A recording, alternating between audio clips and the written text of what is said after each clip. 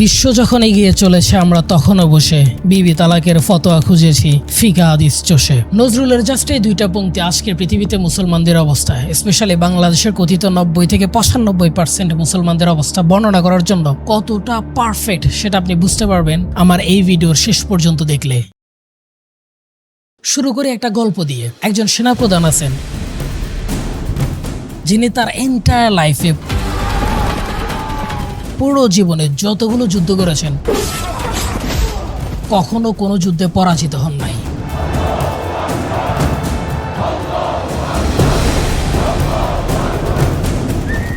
ধারণা করা হয় তার পুরো জীবনে 100-এর বেশি যুদ্ধ করেছেন, কিন্তু একটা যুদ্ধেও তিনি পরাজিত হননি। তিনি মাত্র 3000 সৈন্য নিয়ে 1 লক্ষ সৈন্যের বিরুদ্ধে যুদ্ধ করেছেন দাপটের সাথে।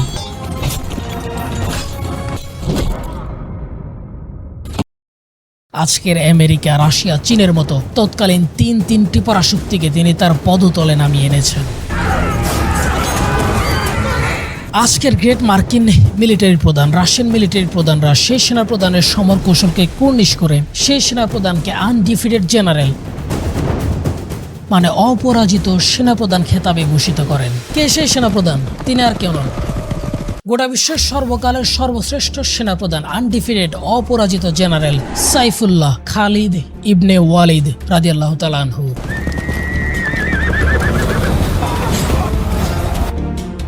খালিদ বিন ওয়ালিদ রাদিয়াল্লাহু তাআলা আনহু রাতে তৎকালীন বিশ্বের সর্বশ্রেষ্ঠ এম্পায়ার বা সবচেয়ে শক্তিশালী এম্পায়ার রোমান এম্পায়ার বা বাইজেন্টাইন এম্পায়ার পরাজিত হয়। পাশাপাশি আরেকটা শক্তিশালী সাম্রাজ্য পারস্য খালিদের হাতে পরাজিত হয়। খালিদের ঘোড়া যে দিকে গিয়েছে বিজয় নিশান সেদিকে উড়েছে। খালিদের যুদ্ধ কৌশল নিয়ে এখনো পশ্চিমা বিশ্বে, বিশেষ করে আধুনিক সামরিক একাডেমিগুলোতে গবেষণা হচ্ছে, মিলিটারি গবেষকরা এখনো গবেষণা করছেন।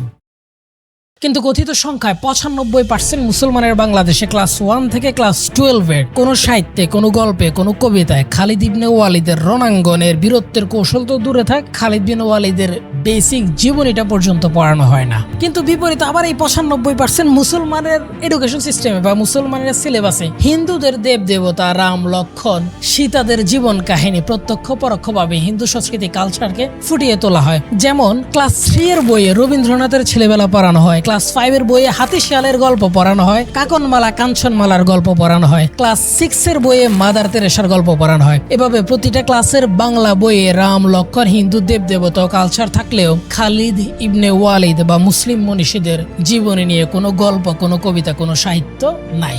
এখন সাহিত্য কবিতায় রাম, লক্ষণ, সীতাদের গল্প আছে, যেমন মাইকেল মধুসূদন দত্তের মেঘনাদবধ কাব্যগ্রন্থে রাম, লক্ষণ, সীতাদের এবং তাদের যুদ্ধে রণাঙ্গনে বীরত্বের গল্প আছে। কিন্তু অপরদিকে মুসলিমদের এই যাবৎকালের সর্বশ্রেষ্ঠ যোদ্ধা খালিদ বিন ওয়ালিদের গল্প নাই, কবিতা নাই। ইভেন মুসলমানদের যে সাহিত্য, সেই সাহিত্যের যে প্রতিফলন এটা মুসলমানদের এডুকেশন সিস্টেমে নাই। তাহলে এটা আবার কেমন 95% মুসলমানের বাংলাদেশ হলো? সংখ্যায় মুসলমানদের এই বঙ্গালমূলকে খালিদ ইবনে ওয়ালিদের বীরত্বের গল্প, রণাঙ্গনের যুদ্ধ কৌশল, গল্প, কবিতা, সাহিত্যের ঠাঁই না পেলেও গোটা বিশ্বের টপ 3টা, আবারও বলছি গোটা বিশ্বের টপ 3টা মিলিটারি একাডেমি, যেমন যুক্তরাষ্ট্রের বিখ্যাত সামরিক একাডেমি ওয়েস্ট পয়েন্ট, ব্রিটেনের স্যান্ডহার্স্ট এবং যুক্তরাষ্ট্রের ইন্ডিয়ানাপলিসের কমান্ড অ্যান্ড জেনারেল স্টাফ কলেজের মতো শীর্ষস্থানীয় প্রতিষ্ঠানগুলোতে খালিদ ইবনে ওয়ালিদের যুদ্ধ কৌশল কেস স্টাডি হিসাবে পড়ানো হয়। শুধু তাই না, আজকের দিনেও মিলিটারি টপ এক্সপার্টরা, মিলিটারি টপ গবেষকরা রীতিমতো আসর জমিয়ে খালিদ বিন ওয়ালিদের রণাঙ্গনে যুদ্ধ কৌশল নিয়ে আলোচনা করেন, গবেষণা করেন। বিশেষ করে রণাঙ্গনে কিভাবে কম সৈন্য নিয়ে কিভাবে বিশাল বাহিনীকে পরাস্ত করতে হয়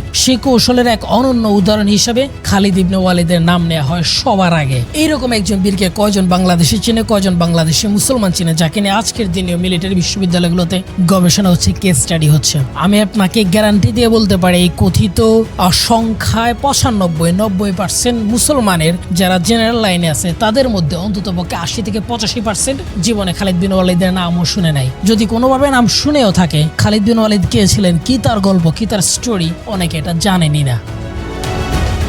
আমি মোটামুটি শিওর যে আপনি আমার এই ভিডিও ফোনে দেখতেছেন এবং বেশিরভাগ মানুষ ফোনে দেখে, খুব কম সংখ্যক মানুষ আমার ভিডিওগুলো টেলিভিশনে দেখে এবং কিছু কিছু জায়গায় দেখছি বড় পর্দায় লাগিয়েও দেখে। আর ফোনে যদি আপনি দেখে থাকেন তাহলে হয় আপনি এই ভিডিও ফেসবুকে দেখতেছেন, না হলে ইউটিউবে দেখতেছেন। এই যে ফেসবুক, ইউটিউব কিংবা এআই, রোবোটিক্সের মতো সবকিছুর পেছনে যে জিনিসটা কাজ করে তা হলো অ্যালগোরিদম। আর এই অ্যালগোরিদম শব্দ এবং এর মূল গাণিতিক ধারণার জনক হলেন মুসলিম বিজ্ঞানী আল খোয়ারিজমি। আজ থেকে প্রায় 1200 বছর আগে তিনি গণিতের জটিল সমস্যা ধাপে ধাপে সমাধান করার যে যে নিয়ম আবিষ্কার করেছিলেন তার নামানুসারে আজকের কম্পিউটার বিজ্ঞানের ভিত্তি অ্যালগোরিদম শব্দের উৎপত্তি হয়েছে। আল খোয়ারিজমি গণিত, জ্যোতির্বিজ্ঞান এবং ভূগোল সহ বহু শাস্ত্রে যুগশ্রেষ্ঠ অবদান রাখেন। জ্যোতির্বিজ্ঞানের ব্যাপক অবদানের জন্য চন্দ্রবিশ্বের একটি গহ্বরের নামকরণ করা হয় আল খোয়ারিজমির নামে।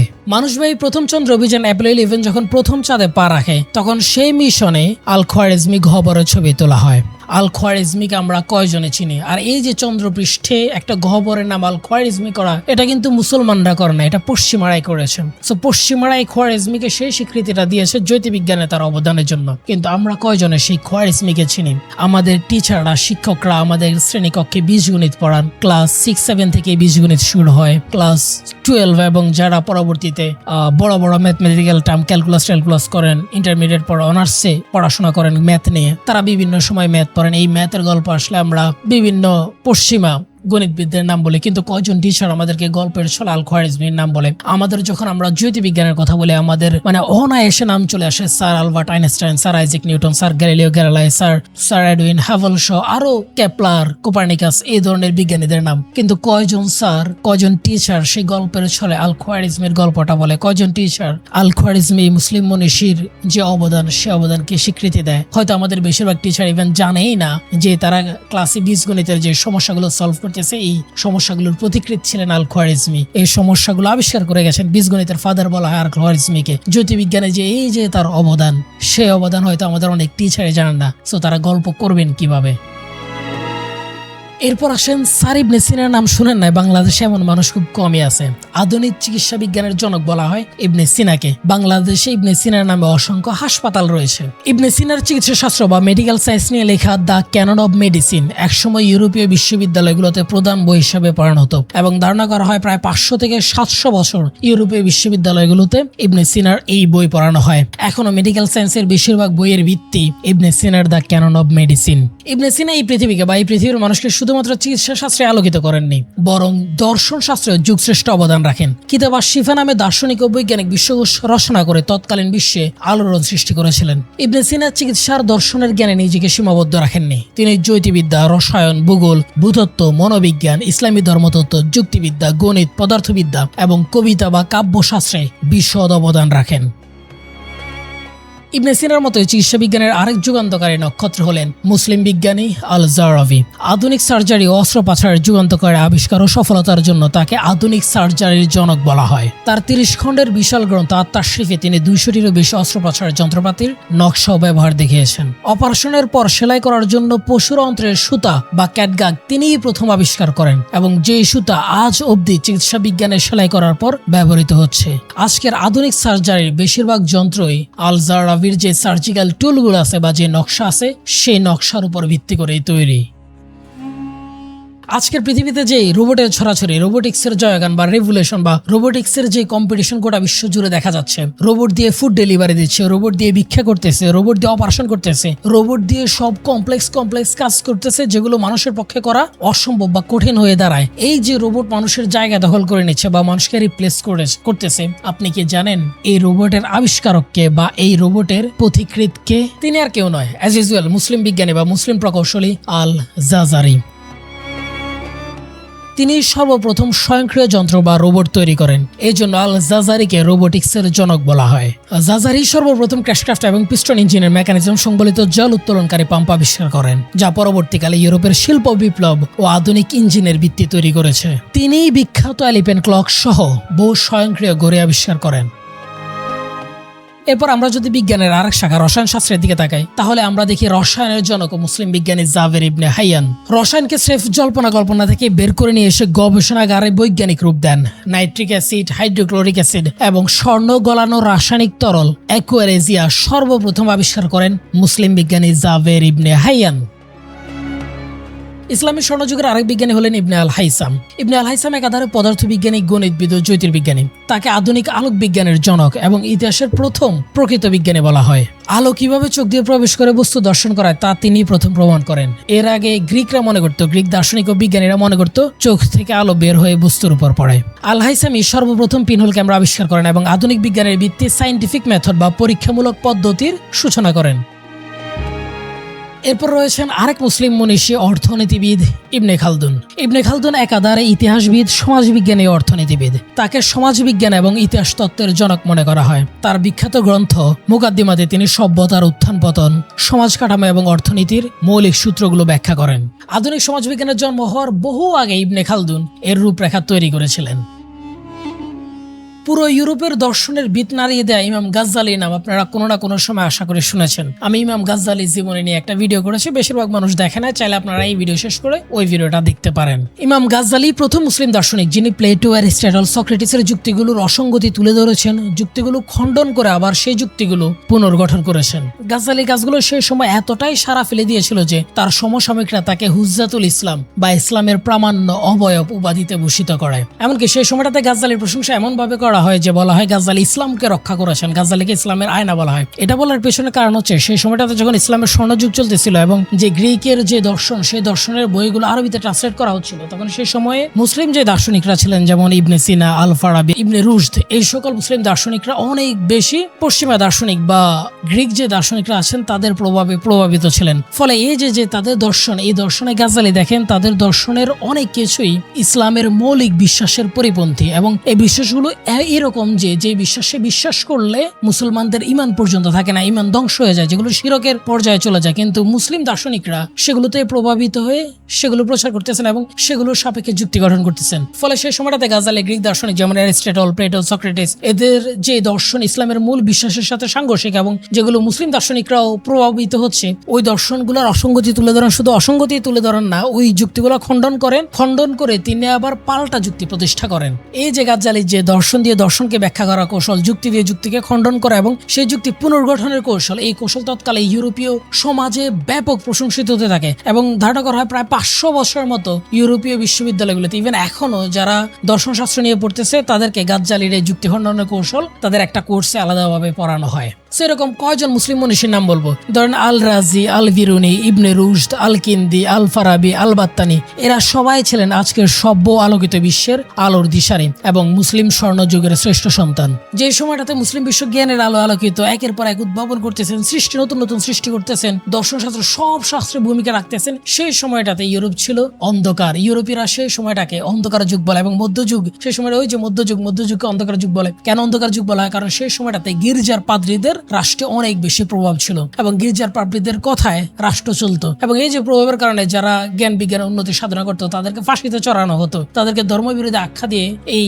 উদ্ভাবনের কাজগুলো খুব একটা হতো না। এবং সেই সময়টাতে ইউরোপের যে সমাজ, সেই সমাজে সাহিত্য, জ্ঞান বিজ্ঞানের উন্নতি, গবেষণা খুব একটা হয় নাই, খুব একটা আবিষ্কার হয় না, এই জন্য সেই সময়টাকে অন্ধকার যুগ বলা হয়। এবং সেই সময়টাতে ইউরোপীরা একের পর এক জায়গা হারাতে থাকে। মুসলিমরা শুধু জ্ঞান বিজ্ঞানে না, তারা সমর দিক থেকে যেদিকে পতাকা নিয়ে গেছে একের পর এক ইউরোপ, এশিয়া, আফ্রিকার সব জায়গায় ধর্মের ঝান্ডা উড়িয়েছে এবং কালিমার পতাকা নিয়ে একের পর এক জায়গা বিজয় করেছে। এই যে এতক্ষণ এত বড় বড় যুগশ্রেষ্ঠ দার্শনিক বিজ্ঞানীদের নাম বললাম, মুসলিম বিজ্ঞানীদের নাম বললাম, এদের কয়জনের নাম আমরা জানি বা কয়জনের নাম আমরা জানতাম বা কয়জনের নাম আমাদেরকে জানতে দেয়া হয়েছে? প্রশ্ন হচ্ছে আমরা এদের নাম জানি না নাকি সুপরিকল্পিতভাবে আমাদেরকে এই সকল মুসলিম মনীষী বিজ্ঞানী দার্শনিকদের নাম জানতে দেয়া হয়নি? উত্তর হচ্ছে আমাদেরকে সুপরিকল্পিতভাবে এদের নাম জানতে দেয়া হয়নি। এখানে পশ্চিমাদের, ইউরোপীয়দের একটা চালাকি আছে। তারা এই সকল মধ্যযুগী মুসলিম দার্শনিকদের নামকরণে একটা চালাকি করেছেন। তারা এদের নামটাই চেঞ্জ করে দিয়েছেন যাতে বুঝতে না পারে। যেমন ইবনে সিনার নাম আবি সিনা রেখেছেন, আল জারভির নাম রেখেছেন আল ফুকাসিস। এই সকল নাম শুনে আপনি বুঝতে পারবেন না এরা আসলে মুসলিম দার্শনিক, মুসলিম বিজ্ঞানী ছিলেন। এরপর আরেকটা দায় হচ্ছে উপমহাদেশের কলোনিয়াল শিক্ষা ব্যবস্থা, যেটা ব্রিটিশরা চলে গেলেও এখনো চলছে, এখনো বহমান রয়েছে। এবং এই শিক্ষা ব্যবস্থার মধ্য দিয়ে কিভাবে আড়াল করা হয়েছে মুসলমানদের অর্জন, খ্যাতি বা মুসলমানদের বিজয়, গৌরবগুলোকে, সেটা আলোচনা, অনেক বিস্তার আলোচনা। তাই সেটা নিয়ে আজকের ভিডিওতে আলোচনা করবো না, অন্য কোনো দিন যদি সময় পেয়ে আলোচনা করবো। কিন্তু একটা আলোচনা আমাদেরকে মাস্টার করে নিতে হবে। কলোনিয়াল আমলে, ব্রিটিশ আমলে ভারতের উচ্চ বর্ণের বা উপমহাদেশের উচ্চ বর্ণের হিন্দুদের ব্রিটিশদের প্রশাসনিক কার্যক্রমে আধিপত্য ছিল। বিশেষ করে সাহিত্য, সংস্কৃতি, এই সকল জায়গাগুলোতে হিন্দু যে সকল সাংস্কৃতিক কর্মী আছেন, কবি আছেন, যেমন রবীন্দ্রনাথ ঠাকুর, এরপরে বঙ্কিমচন্দ্র থেকে শুরু করে বিভূতিভূষণ বন্দ্যোপাধ্যায় বা আরো যারা আছেন, তাদের অনেক বেশি কদর ছিল বা তাদের অনেক বেশি সাহিত্য চর্চা, অনেক বেশি আধিপত্য ছিল। ফলে এই যে তাদের সাহিত্য, কবিতা, কাব্যগ্রন্থ বা তাদের ধর্মীয় ধর্মীয় যে কালচার, সেই কালচার আমাদের এডুকেশন সিস্টেমে তাদের প্রভাবের মাধ্যমে ঢুকে যায় এবং সেই যে ধারাবাহিকতা, সেই ধারাবাহিকতা কিন্তু এখনো চলতেছে। ইভেন আমাদের দেশে আপনি যদি তাকান, আমাদের দেশে এই যে কাব্যগ্রন্থ, কবিতা, সংস্কৃতিতে মুসলমানদের গৌরব গাথার চাইতে বেশি হিন্দুদের কৃষ্টি কালচার, সংস্কৃতি, গৌরব গাথা এই সকল কাব্যগ্রন্থ বেশি ঠাঁই পেয়েছে। কারণ এই যে উপমহাদেশের যারা কাব্যগ্রন্থ, কবিতা, গল্প রচনা করেছেন, এদের মধ্যে বেশিরভাগই হিন্দু কবিদের, হিন্দু লেখকদের গল্প গাথায় আমরা দেখতে পাই। মুসলমানদের মুসলমানরা ওই সামনের সারিতে জায়গা পেত না এবং মুসলমানদের সাহিত্যকর্মকে ফ্রন্ট লাইনে দেখা হতো না। কাজী নজরুলের সাহিত্যকর্মকে খুব একটা গুরুত্ব দিত না হিন্দু শ্রেণীর যে সকল সাহিত্যিক ছিলেন। রবীন্দ্রনাথ খুব একটা গুরুত্বের চোখে কাজী নজরুলকে দেখতেন না। কিন্তু এটাকে জাস্ট এভাবে সরলীকরণ করলে ভুল হবে। এই যে মুসলমানদের যে বীরত্বগাথা গল্প সাহিত্যের মধ্যে নাই, এই জন্য অনেকাংশে দায়ী মুসলমানদের অযোগ্যতা এবং ফতুয়াবাজি। উপমহাদেশের হিন্দুরা যখন সামান্য ইংরেজি শিখে ইংরেজদের থেকে সুবিধা নিতে শুরু করলো, কংগ্রেসের মাধ্যমে সুবিধা নিতে শুরু করলো, সেখানে দারুল উলুম দেওবন্দের আলেমরা ফতুয়া দিতে শুরু করলেন ইংরেজি শিক্ষা হারাম। কিন্তু মধ্যযুগে ইসলামী স্বর্ণযুগের মুসলিম বিজ্ঞানীরা এমন ফতোয়া না দিয়ে আবিষ্কার করে গেছেন, পৃথিবীকে আলোকিত করে গেছেন। আজকের টিভি, ক্যামেরা, আধুনিক চিকিৎসা বিজ্ঞান, কম্পিউটার সবকিছুই এসেছে বলা যায় এই মুসলিম বিজ্ঞানীদের হাত ধরে। কারণ তারা ফতোয়ার চাইতে আবিষ্কারকে, উদ্ভাবনকে, সৃষ্টিকে বেশি প্রাধান্য দিয়েছেন। বিজ্ঞানের সাথে ইসলামের শত্রুতা তৈরি না করে ইসলামের বন্ধন তৈরি করেছেন। বিপরীতে আপনি আজকে বাংলাদেশের আলেমদের, কথিত মাওলানাদের দিকে তাকান, এরা একে অন্যকে গালাগালি করতে ব্যস্ত, কাফের বলাতে ব্যস্ত, দোয়ালিন নিয়ে 10 টাকাত 20 টাকাত নিয়ে যুদ্ধ করতে ব্যস্ত। খালি বাহাত শব্দটা মুখে লয়, তাহলে এই বাঞ্ছত্রে যাইতে দিবেন না, আটকাই রাখবেন। আমি মনে করো সময় নবীর অপকাশতা কুলাঙ্গারের বাচ্চা প্রজন্ম কোথাকার, তোর সুতোতে ফিটানোর কাম বদমাইশ কোথাকার। ফুটকি চামড়া কোনো জায়গাত রাখতো না, 3 মাইল পার করে নিয়ে বলাইবো। আমনে মোহাব্বত হইলে ফাঁসাত তলে মিয়া, ফাঁসাত তলে দুই রহেন মিয়া। ওরে সিটার, ওরে বাপ্পা, কুতার বাচ্চারা, এই মুনাফিকের বাচ্চারা, আমি এই পিয়াদবকে ফতোয়া দিলাম, এটা সাহস সন্তান, দারুস সন্তান, জালেমের বাচ্চা জাহান্নামের টুকুরে, জাহান্নামের কুকুর, শালাটু শালারা তুমি কুবায় মেলা। একটা কুখ্যাত শয়তান, কার নাম মতিউর রহমান মাদানি। তুমি হাফিজুর, তুমি কুত্তার গা, তুমি পিয়াদব, তুমি নাস্তিক, তোমার মুখে আমি জুতা মারি। তুই একটা চূড়ান্ত লুচ্চা। কিন্তু অপরদিকে দেখেন, কথিত 95% বাংলাদেশে মুসলমানদের সিলেবাসে সমকামিতার গল্প ঢুকে গেছে, শরীফের গল্প ঢুকে গেছে। জায়গা পাচ্ছে না খালিদ ইবনে ওয়ালিদের বীরত্বের গল্প, ইবনে সিনা, আল ফারাবি, আল খারিজমি, আল কিন্দ, আল হাইসাম, আল জাজারির গল্প জায়গা পাচ্ছে না, আবিষ্কারের জায়গা পাচ্ছে না, সমকামিতার গল্প জায়গা পাচ্ছে। এই যে কালেকটিভ ব্যর্থতা, এই ব্যর্থতার দায় কে নেবে? তাই বাঙালি মুসলমানের সিলেবাসে হামজা, জাফর, ইকরামা, সাফওয়ান রাদিয়াল্লাহু তাআলা আনহু, খালিদ ইবনে ওয়ালিদ রাদিয়াল্লাহু তাআলা আনহুর গল্প না থাকলে, কিংবা ইখতিয়ারউদ্দিন মোহাম্মদ বিন বখতিয়ার খিলজি, শাহজালাল, শাহপরাণ, শাইটা আউলিয়ার জীবনী না থাকলে খুব একটা আফসোস করার দরকার নাই। বা শাহবাগী সমকামিতার গল্প কিংবা নাস্তিক্যবাদ যদি আমাদের সিলেবাসে বাচ্চাদের ঢুকিয়ে দেয়া হয়, এটা নিয়ে শাহবাগে মিছিল করার দরকার নাই। কারণ সেই মিছিলে খুব একটা কাজ হবে না যতক্ষণ নাই বুদ্ধিভিত্তিক লড়াই বা যোগ্যতা অর্জন করা সম্ভব। আর ভিডিওটা যদি একটুকু পরিমাণ ভালো লেগে থাকে, তাহলে এরকম ভিডিও তৈরি করার জন্য চাইলে আমাদেরকে ডোনেট করতে পারেন। আর যদি ডোনেট করা সম্ভব না হয়, তাহলে অন্তত একটা শেয়ার তো দিতে পারেন, একটা সাবস্ক্রাইব তো করতে পারেন। ধন্যবাদ সবাইকে, আল্লাহ হাফেজ।